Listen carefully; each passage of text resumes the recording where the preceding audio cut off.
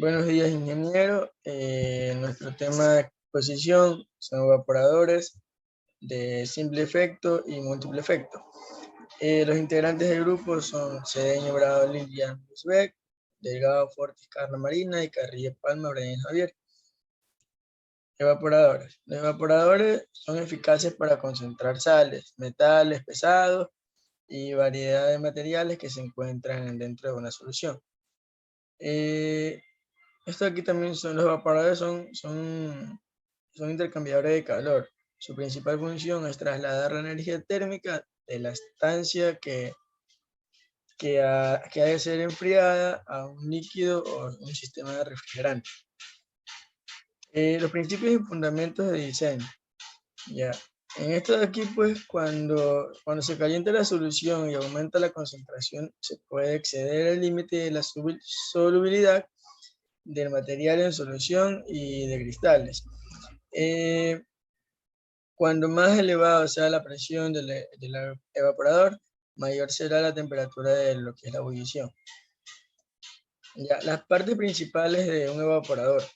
Tenemos lo que es el condensador, condensador de superficie, separadores, condensadores de contacto y el ebullidor tubular. Lo que es el condensador, pues este aquí sirve para condensar el vapor y conseguir el producto final. Luego tenemos lo que es el condensador de superficie. Ya. Aquí el vapor que se va a condensar y el fluido de enfriamiento quedan divididos por una pared metálica. También tenemos lo que son los separadores. Son la sección libre de evaporación.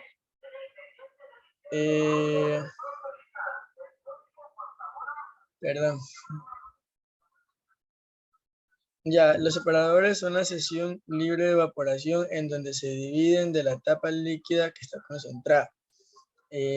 La función más característica consiste en la división de los fluidos insolubles con diversas densidades y una diminuta cantidad de impurezas sólidas. También tenemos lo que son los condensadores de contacto.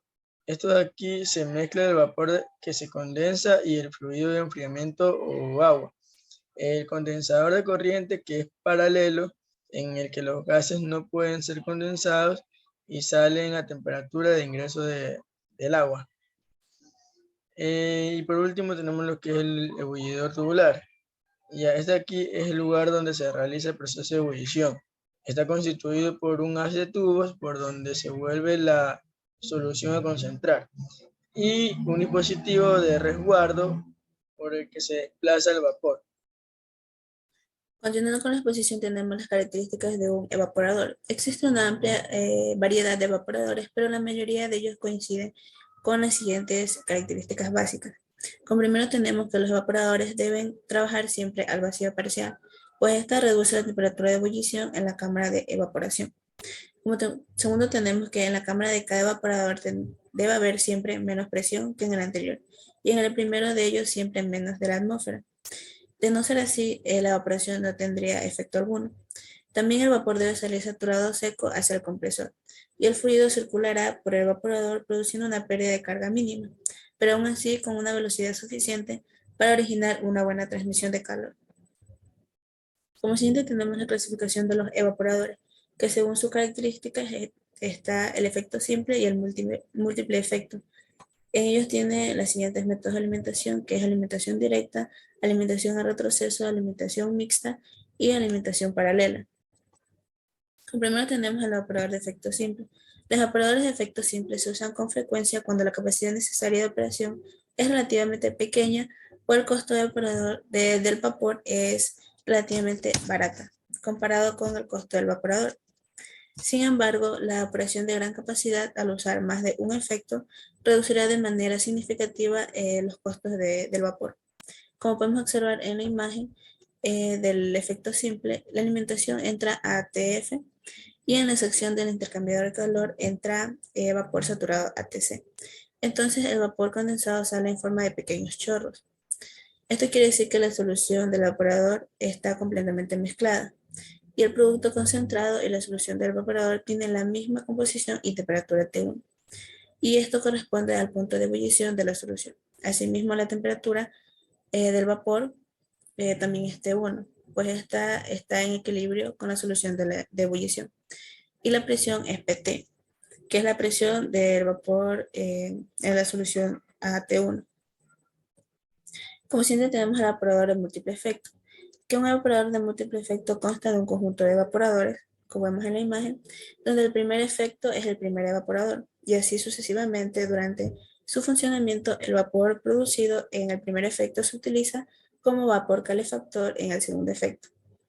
Tenemos como primero la alimentación directa, en donde el alimento entra en el primer efecto, como podemos ver aquí de la disolución diluida de color celeste, las flechas van siguen el mismo sentido de circulación que el vapor de calefacción, que son las flechas rojas.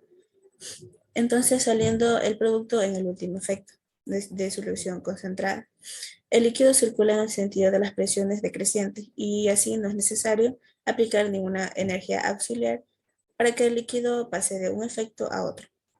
Esto quiere decir que va de forma directa. Entonces solo necesitaría dos bombas, una para introducir el líquido en el primer efecto y otra para extraer el producto en el último efecto, que es la disolución concentrada. Acá tenemos el efecto múltiple con alimentación y retroceso, que es lo contrario. Entonces aquí el líquido entra en el último efecto que tiene menor temperatura y pasa al siguiente efecto, entonces va de menor a mayor temperatura. Pero el vapor sí entra en el efecto que tiene mayor temperatura, es decir, que el líquido está al contrario de lo que es el vapor. Tenemos el efecto múltiple con alimentación mixta. En este de aquí vemos que el vapor entra en el primer efecto que tiene mayor temperatura y vemos que el líquido entra desde el segundo, que es mucho menor que el primer efecto, para luego seguir al tercer efecto y luego el cuarto efecto, y por último es que pasa al primer efecto, que es donde tiene donde tiene la mayor temperatura. Entonces, en el efecto múltiple con alimentación paralela, lo que quiere decir es que el efecto 1, o sea, esto es cuando el alimento llega a entrar simultáneamente a todos los efectos, ya que y asimismo el líquido concentrado se une en una sola línea o en una sola corriente. Vemos que aquí el líquido concentrado es esta flechita plomas, en donde aquí está el líquido concentrado, vemos que se une en una sola corriente. Este sistema es utilizado en la concentración de disoluciones de sal común, en donde los cristales que son depositados hacen que resulte difícil la disposición de la alimentación directa. Tenemos ejemplos en lo que es la industria, en la aplicación de la industria, que tenemos la industria láctea. En la industria láctea, el líquido, al ser concentrado con un aquí, es suministrado por la parte superior de los tubos y llega a distribuirse a cada uno, de tal manera que esto fluye hacia abajo por las paredes internas como una película fina. Entonces también tenemos lo que es en la industria de bebidas, que en la industria de bebidas, en estos procesos industriales, la evaporación consiste en una operación de remoción del contenido de agua de jugo, de tal manera que todos los componentes sólidos como azúcares de fruta, minerales y vitaminas quedan en una concentración o una solución más concentrada. En la industria de bebidas, por ejemplo, bebidas alcohólicas, los evaporadores son de mayor importancia, son fundamentales, pues ya que su proceso de producción va a depender de la destilación que se aplique y a su vez lo que se hace en los evaporadores, pero los evaporadores que son pequeños. Entonces, su tratamiento viene dado a una mayor velocidad de calentamiento y el vapor es utilizado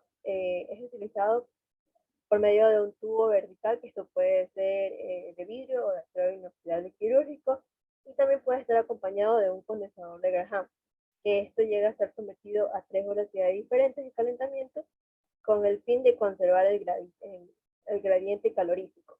También lo que es la variedad, la calidad y la pureza del licor. Esto va a depender un poco más del tiempo de calentamiento y de las proporciones de las diferentes materias primas.